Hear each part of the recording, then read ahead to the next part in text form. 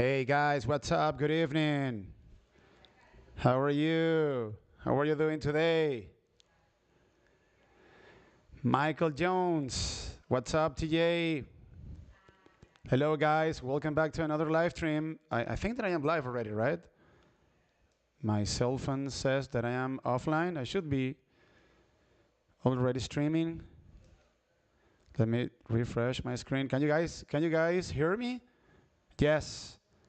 I am Nardo. There you go. Lina Marie, how are you? What's up, guys? Welcome back to another live stream. What a crazy day we have ahead of ourselves tomorrow, huh? The Federal Open Market Committee and the markets seem to be confident about the Jerome Powell that we are going to see tomorrow. Today we had a green day across the board. Russell 2000 went up 2.45%. NASDAQ went up 1.67%. Dow Jones went up 1.09%. And the S&P 500 went up 1.46%. And I am wondering, so do you guys really know what is going to happen tomorrow? Let's say the logistics about the Federal Open Market Committee. At 1 p.m., we are going to know, we're going to get the Fed decision about the Fed fund rates. The markets are already pricing in an increase of 0.25%, as you guys can see over here on this chart of the Fed futures. And then at 2 p.m., Mr. Jerome Powell, Daddy Powell, is going to be addressing the nation. He's going to be offering a press conference, and that is going to be, let's say, really the market mover tomorrow. We are very likely to see very wild swings up and down. So basically, guys, we need to trade the shorts that we have in front of us. So that's bottom line. That's very important. But you should also know what could be potentially happening depending on the Powell that we get, either the dove or the hawk. And I would ask you, what Powell do you think we're going to get tomorrow? Because the markets, I think, that feel very confident about the fact that the Fed is going to lose the fight against them. Because the markets have been obviously fighting the Fed, and I want to show you some charts when it comes to the Fed futures that are proof of it. Yeah, the bulls believe that the Fed is bluffing. If you ask my personal opinion, I don't think that the Fed is bluffing. I think that Powell is going to come out tomorrow as like a hawk, because he doesn't really have much of a choice. But this is something that is up for debate. So what's up, New Day? What's up, KJ? What's up, Dania Davis? Curtis? What's up, my bro? Speaking of Missy, Fuji, Dominic, 101, Michael Jones. So welcome back to another live stream. So remember, 1 p.m., the decision of the Federal Reserve about the Fed fund rates, and then at 2 p.m. we're going to have Mr. Jerome Powell speaking. So, what is going on when it comes to the decision that we are going to have access to tomorrow? I have 4 potential scenarios, guys, when it comes to the Federal Open Market Committee. These are the 4 possibilities that I think that are on the table. 2 of these possibilities are very bullish. So I think that the reaction of the markets is going to be very positive. And I also have 2 other potential outcomes that I think are going to put a lot of downwards pressure over the indices and over most of the stocks out there. So what's my first? What would be the most bullish outcome for the bulls tomorrow? Well, Powell coming out and saying, okay, guys, so you're going to get away with it. We are going to hike rates by 25 basis points or 0.25%, and we are going to pause. This would be extremely, but I mean extremely bullish. I think that the markets are going to, if this were the case, the markets are going to go way higher. And we are very likely to see a super rally into the closing bell.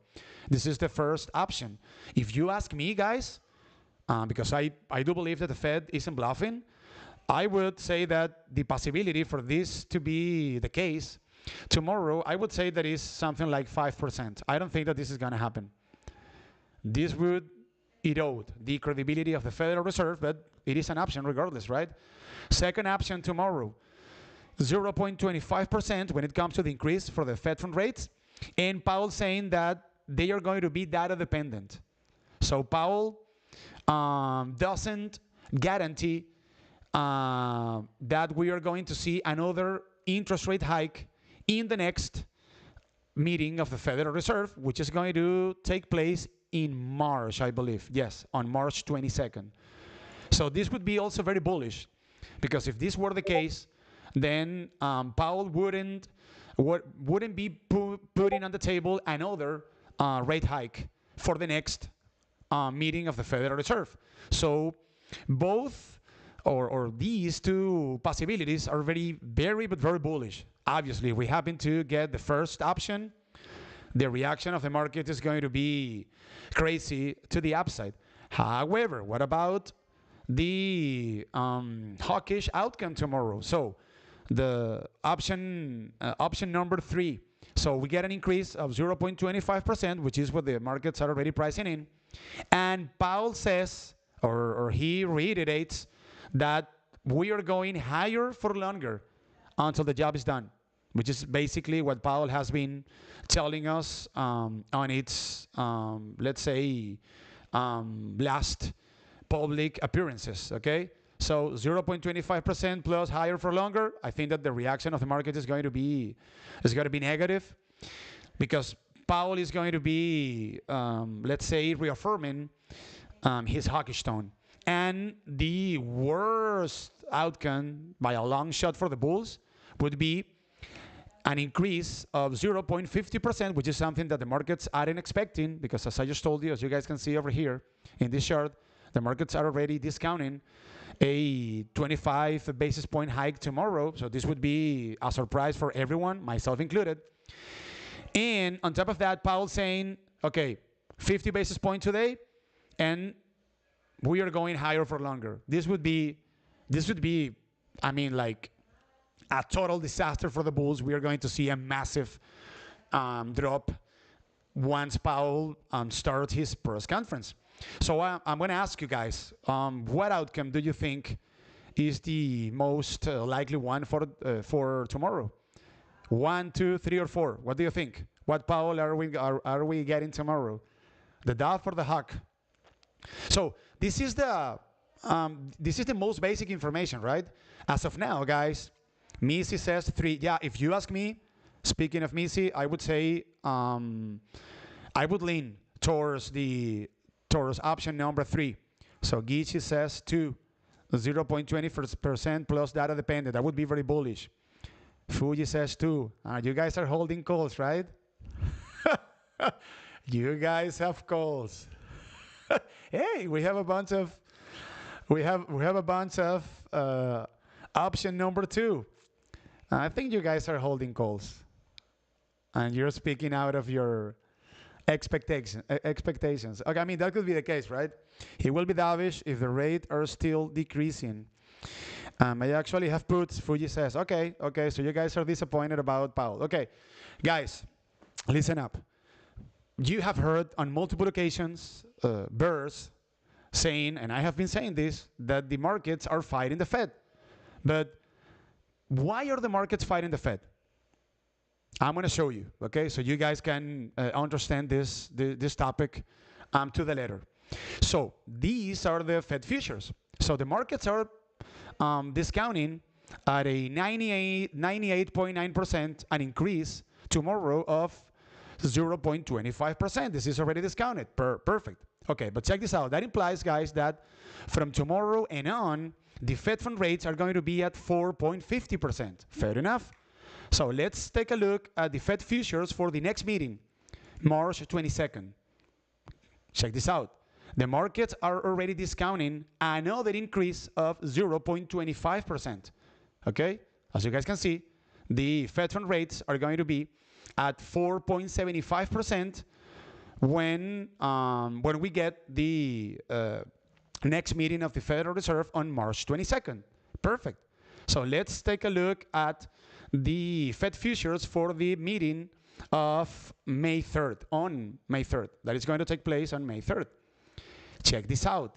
The markets are already discounting a pause for the May meeting.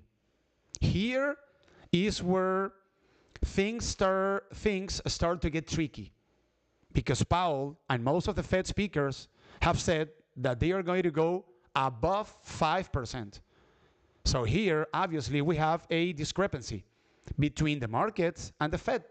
So the markets are effectively fighting the Fed over here, because the Fed so far has said that they are going to go above 5%, and the markets are telling the Fed, no, you're mistaken. You're not going to go above 5%. You're going to make a pause at 4.75%. But check this out. This is the most interesting thing about the fight between the Fed and the markets. On June 14, the markets aren't pricing any other rate hike. Perfect. July 26th, no other rate hike. Perfect. December 20th, no other rate hike, as you guys can see over here, because according to the markets, the Fed fund rates are going to remain at 4.75%. Fair enough. But check this out. November 1st, the markets are pricing in a pivot. So according to the markets, and most of the Fed officials out there have said on multiple occasions that they are not thinking about dropping rates this year, and the markets are telling the Fed, no, you don't know what you're doing. You're going to drop rates for the meeting of November. So here, you guys can see the fight between the markets and the Fed. They are pricing in a first rate cut in November, and check this out. Take a look, 450, right? 4.50%. Then in December, let me see, the Fed fund rates would remain at 4.50%. So the markets are pricing in a rate cut in November. So if tomorrow Powell reiterates that they are not even thinking about dropping rates or cutting rates this year, that's also bad news for the bulls, as you guys can see, because the markets are already pricing this in. This is another important fact that we need to keep a close watch on during the meeting or during the press conference tomorrow. So there are a bunch of key factors here. So higher for longer. The markets don't want to listen to higher for longer. That's bad news for the markets, okay? And if Powell reiterates that they might go above 5%, and then they might be pausing or holding the Fed fund rates above 5% for who knows for how long, that's also bad news for the markets. So the markets are going to be looking for, in order to, go higher, they are going to be looking for this, 0.25% and data dependent. If Powell says this, which I don't think is going to be the case, then we're very likely to go higher. There is something else over here that I wanted to show you. If you ask my opinion, Powell has spoken on multiple occasions, guys, about financial conditions. This matters a lot for the Federal Reserve. When it comes to financial conditions, guys, this is an index that is posted by the Federal Reserve of Chicago. This is basically an index that provides an update on the financial conditions in money markets, debt, and banking and the banking system. So this is very important for the Federal Reserve. And take a look at this, guys. This index suggests that financial conditions continue to loosen in week ending January 20th. Check this out. I have a chart for you. So above 0, we consider that financial conditions are tighter, and below 0, financial conditions are considered to be loose, okay? Or be, let's say, friendly relative to the financial markets. So as of now, guys, and if you guys remember the Jackson Hole event, back in August when the markets collapsed and when Powell started to talk about, oh my God, I forgot about Paul Volcker. You know, the chairman of the Federal Reserve that hiked interest rates up to 20%. So when we got to that meeting of the Fed, or that event, that symposium, that is actually a symposium, financial conditions were tighter relative to the level in which we are seeing financial conditions as of now. So this might be a sign that, in my opinion, I could very well be mistaken. Absolutely, 100%. I think that Powell, and since he has been talking about the mistake that the Federal Reserve made back in the 70s when they, let's say, made a pivot ahead of time, and then inflation came back stronger than ever. So I don't see Powell being off tomorrow, guys, to be honest with you, because financial conditions has been losing. And this is very important in order to contract the effective demand of goods and services here in the United States. And on top of that, we still have issues when it comes to inflation, when it comes to shelter, when it comes to services inflation. So if you ask me, I think that we are going to get the number 3, 0.25% plus higher for longer, and the risk is to the downside, if you ask me as of now, guys. And again, I could very well be mistaken. I am just speculating over here, guys. And the most important thing tomorrow is going to be trading the shorts that we have in front of us. But the markets, we have had an unbelievable rally ever since this year started out. So the S&P 500, guys, is as of now 8% up year to date. That's a lot. That's a lot. And why the S&P or the SPY has been going on an absolute tear? Because the markets are fighting the Fed. The markets are believing that the Fed is bluffing, and I don't see any good reason for the Fed to either pause or pivot as of now. So I think that the risk is to the downside. I could be mistaken. Maybe we get the option 1 or option 2, but tomorrow is going to be a very interesting day, no doubt about it. If the bulls happen to go higher as soon as the press conference kicks off, watch out for $410. That is going to be a very important overhead resistance for the bulls. And if we happen to see a super rally, what about 419, which happens to be a previous resistance back from June and May of last year? And when it comes to the downside, the main area of support that I am going to be looking at is going to be the downward sloping 200-day moving average at $394. I think that the SPY should be trading tomorrow within this range, somewhere between $394, $410, or maybe if we happen to get, options number 2 or 1, especially option number 1, what about $418 in the SPY? Who knows? Fuji says over here, I also think Jay Powell will be hawkish, but the market won't care about a good rally, since the market just seems extremely bullish and is ignoring the Fed. Yeah, so, okay. Speaking from a fundamental standpoint, guys, if we happen to get a very hawkish Powell, I think that the markets won't be able to ignore that message. Because remember, we have a lag effect when it comes to the hikes, when it comes to the interest rate hikes that the Federal Reserve has already carried out. And we can clearly see, we have been able to see throughout this new earnings season that corporate earnings are under pressure. And the longer the Fed hikes rates, then that lag effect is going to be affecting further corporate earnings. And remember, guys, from a trading standpoint, obviously, the price of a stock is basically the interaction between supply and demand, which is the main fact that we can see when we trade stocks: areas of support, areas of resistance, moving averages, and so forth. However, in the long run, guys, the price of a stock in the markets is basically a reflection of the earnings that a certain company makes.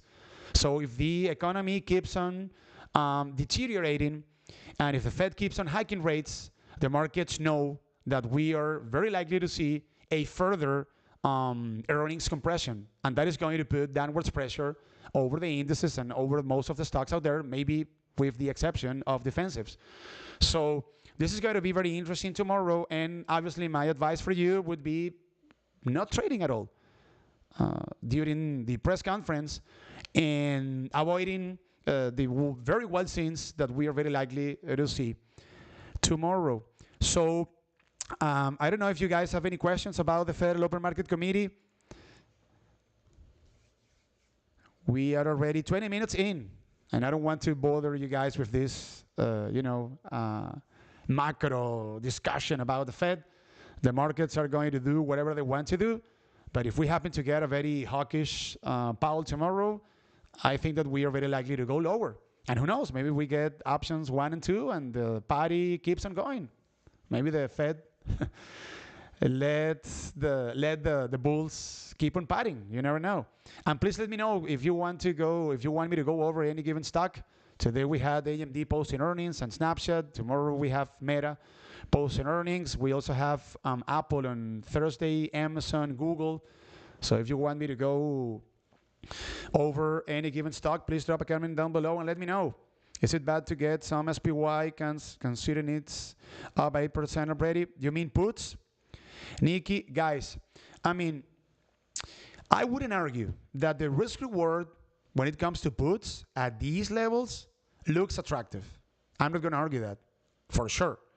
And, I think that Powell won't be very friendly with the bulls tomorrow. So there is some sort of attractive risk reward when it comes to shorting the markets at these levels. But if you're planning on doing so, then at least buy extrinsic value. Don't buy puts that expire 1 week out or 2 weeks out. If you're planning on buying puts, get puts that expire, 2 months out, 3 months out, so you can have time on your side. Because this is going to be a very volatile week. And by the way, guys, on Friday, we have the jobs report of January. That is also going to be a market mover. We need to keep a close watch on wage inflation and obviously also to the jobs creation during the how many jobs were created during this month of January. That is also going to move the markets on Friday. This is going to be a pivotal week, no doubt about it. So I think that we have an appointment with lower prices. However, if I were to grab some puts over here, I would be buying extrinsic value. Okay, can do Tesla, please? Absolutely, guys. Let's go over Tesla. Sure, absolutely. Let me see. TSLA. It went up today, right? Yes, it went up today 3.54%. And it closed the trading session at $173.22. Keep in mind, guys, that Tesla is still in a major downtrend. We can see a downward slope in 200-day moving average, downward slope in 100-day moving average.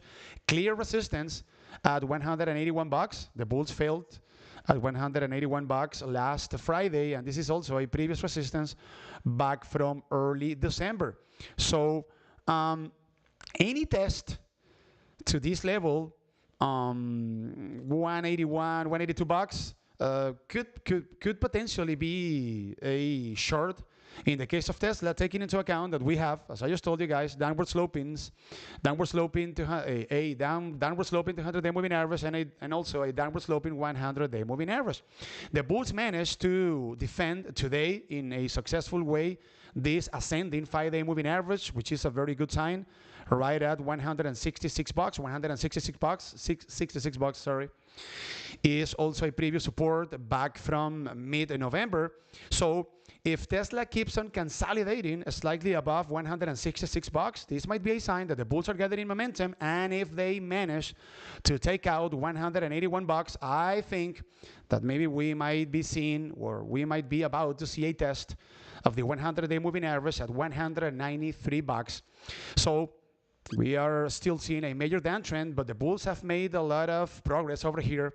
The RSI on the 4-hour chart is sitting at 64 points, so we can make the case that Tesla is neither oversold nor overbought. So watch out for these levels, guys. 165, 164 bucks as support. If that support happens to be held, we could see a retest of 182 bucks. And if 182 bucks happens to be taken out, watch out for a push to the upside up to the 100-day moving average at $195. Let me take a look, guys, at the market structure of Tesla. This is a tool that I use on a daily basis to check on the supply and demand of any given stock. And as of now, check this out, guys. We can see the demand for Tesla share starting to drop, and we can see an ascending supply that is above the average. So this is not a good sign for the bulls of Tesla. This makes me believe that another unsuccessful test at 182 bucks could be a potential put option trade.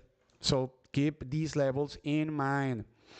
But the interest rate comes out at 2 p.m. Oh, my bad. Okay. So I was mistaken. Thanks, bro. Powell speaks. Thank you very much. So Powell speaks at 2:30 p.m. So the press conference kicks off at 2:30 p.m.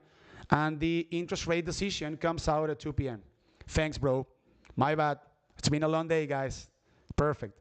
So that is going to be the schedule tomorrow, okay? 2 p.m. decision, 2:30 p.m. Daddy Powell speaks. So thank you very much for correcting me on that issue, Fuji. Thanks.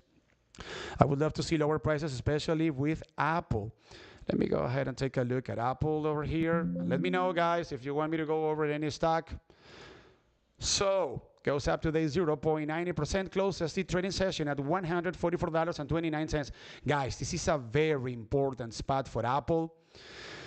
Put this down on a sticky note. $143.30. $143.30 is a previous resistance back from late June that coincides with both the 5-day moving average, which happens to be ascending, and with the 100-day moving average. If the bulls of Apple can consolidate slightly above $143 or $143.50, we could be seeing them gathering momentum in order to make another push higher and maybe being able to fill once again a gap at which they filled a few days ago at $148, which happens to coincide with this downward sloping 200-day moving average. And since this downward sloping 200-day moving average happens to be declining, it is supposed to provide a very important overhead resistance for the bulls of Apple.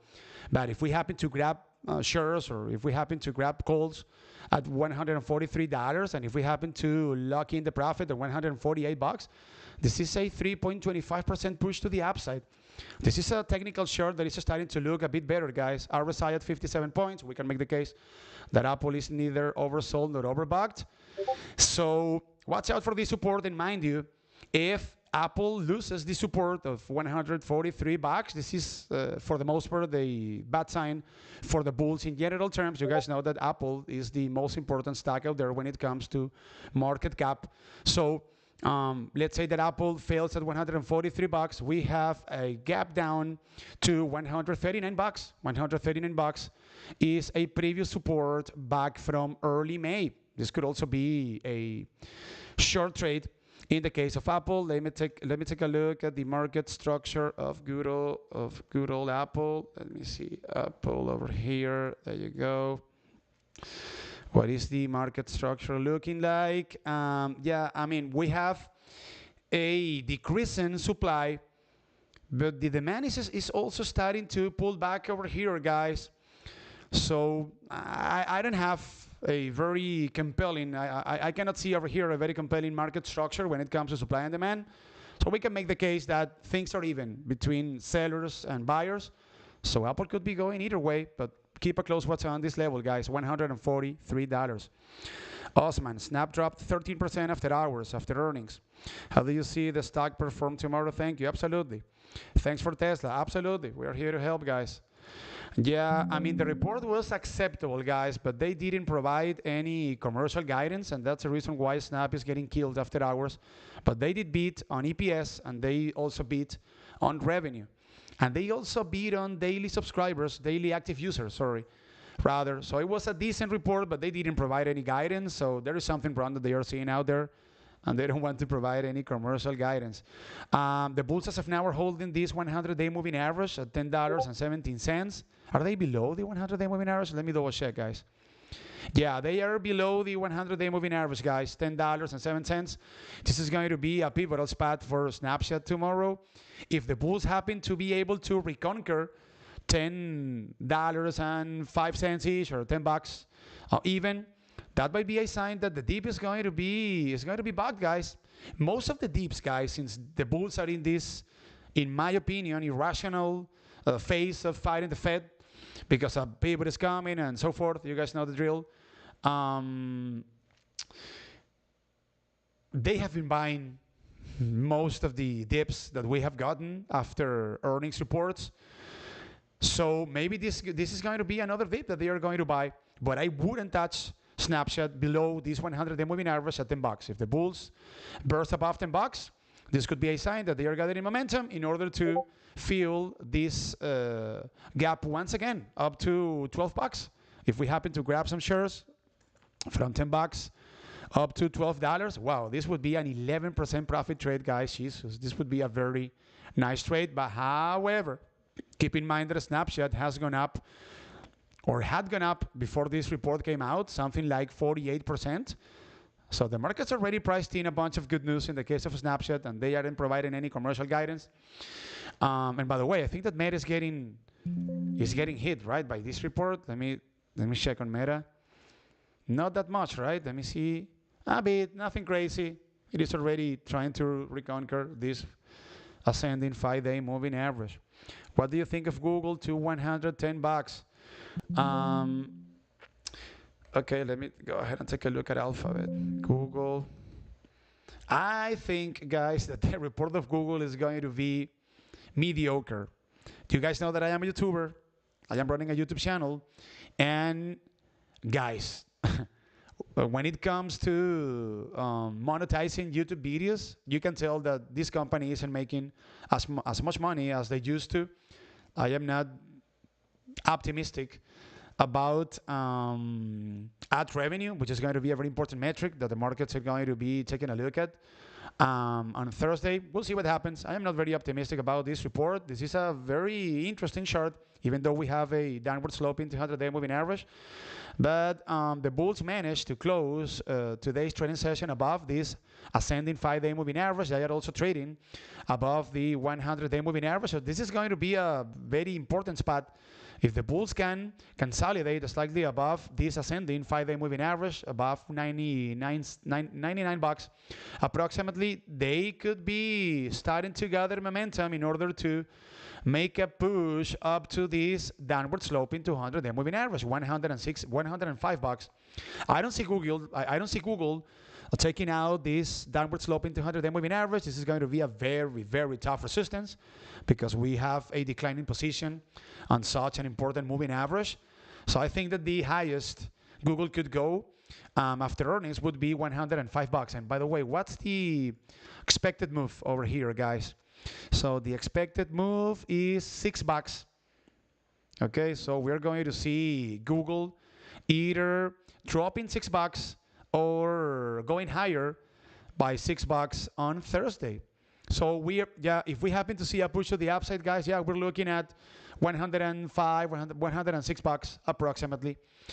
And RSI at 56 points. This stock is neither oversold nor overbought. Let me take a look at the market structure of Google, Alphabet, known both. Let me see.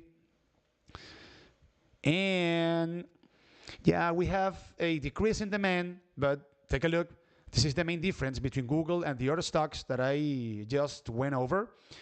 The supply is below the average. So we have, as of now, fewer sellers relative to the buyers because the demand is above the supply. So I think that Google is very likely to keep on going higher, guys. So maybe we could be seeing Google tomorrow filling this next gap up to $103. Previous resistance from a few days back. We'll see. This is going to be interesting. Okay, so I already went over Snapchat and also Google. Tesla, we are already 34 minutes in. So sorry for my mistake, guys. My bad. Remember that the Fed decision comes out at 2 p.m. and then we have Powell at 2:30 p.m. with the press conference. Tomorrow is going to be an insane day, most likely. So be ready. It's going to be a very exciting day, no doubt about it. AMD. Let's go ahead and take a look at AMD. Okay, before I wrap it up, guys. It is going higher after hours. Not a lot, right? Is it? It is starting to drop. So what's the deal with AMD? They did beat on EPS and revenue. However, the commercial guidance wasn't very positive, guys. So on the surface, the report looks very acceptable. But let me see. So I read something over here. Let me see. Data center revenue. Okay, so when it comes to commercial guidance for Q1 of this year, they are stating that client and gaming segments are expected to decline. Okay, partially offset by embedded and data center segment growth. So they are saying like, okay, guys, so our revenue when it comes to gaming segments and clients is going to decline. However, we are going to kind of offset that decline based on our data center revenue. So, you know, not a very optimistic commercial guidance over there. Let me see EPS. So what they okay. Let me see what they have on gaming revenue. What is EPS at? Let me see. Thinkorswim is a disaster, guys, in order to read earnings reports. What is it? Now I gotta go lower here. Okay, EPS came in at 69 cents, beating the estimate of 67 cents. And sales came in at $5.60 billion, beating the estimate of $5.50 billion. But they are warning that revenue is going to keep on declining throughout this year. So I don't know. I didn't like this report a lot, and this is an expensive stock when it comes to its valuation. So it's going to be an interesting stock tomorrow. The bulls couldn't take out this downward sloping 200-day moving average. And they are holding a support, an important spot, guys, $72. $72 is a previous support from early July. So if the bulls can hold $72 as support, let's say that tomorrow we see a retest of $72. This might be a viable dip, I think, if we happen to confirm support over there.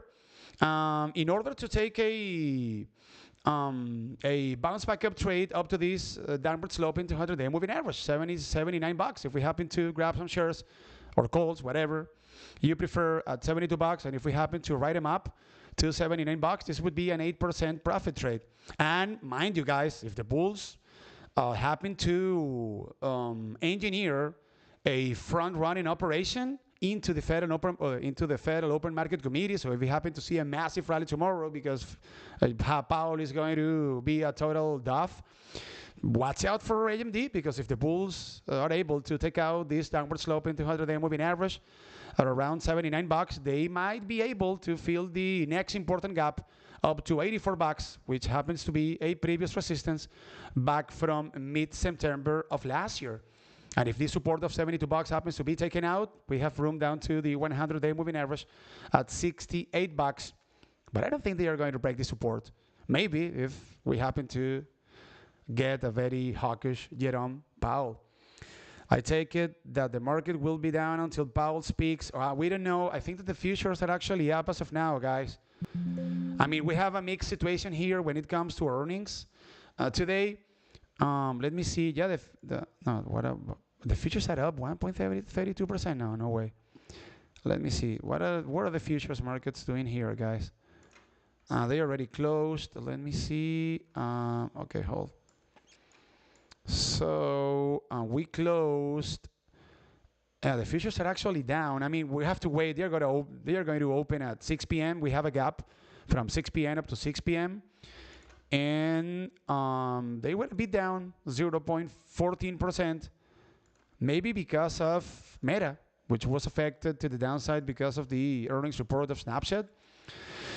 But we don't know. Maybe the bulls are going to front run Powell tomorrow. Who knows? We might have a green day. I think. I mean, as soon as the trading session opens tomorrow, guys, we're very likely to see some sort of volatility. And then after 10 a.m., 11 a.m., the markets are going to be in autopilot mode until the rate decision comes out at 2 p.m. and until we have Powell addressing the nation at 2:30 p.m. So, guys, I am going to wrap it up here. Thank you very much for your attention. Remember, I am actually live streaming for you guys on Tuesdays after hours at 4:40 p.m. I am going to be in the main shed tomorrow during the press conference, providing some guidance for you. And please do not gamble, okay? Try to stay away from gambling tomorrow, because it's going to be a very crazy and volatile trading session. So thank you very much. Enjoy the rest of your day, and thanks for joining me. For real, very much appreciated. Okay, I'm sorry about the mistake when it comes to the time of the rate decision and Powell. It wouldn't happen again. Okay, I'm tired, guys. I've been working all day long here. Take care, guys. Bye. See you in the main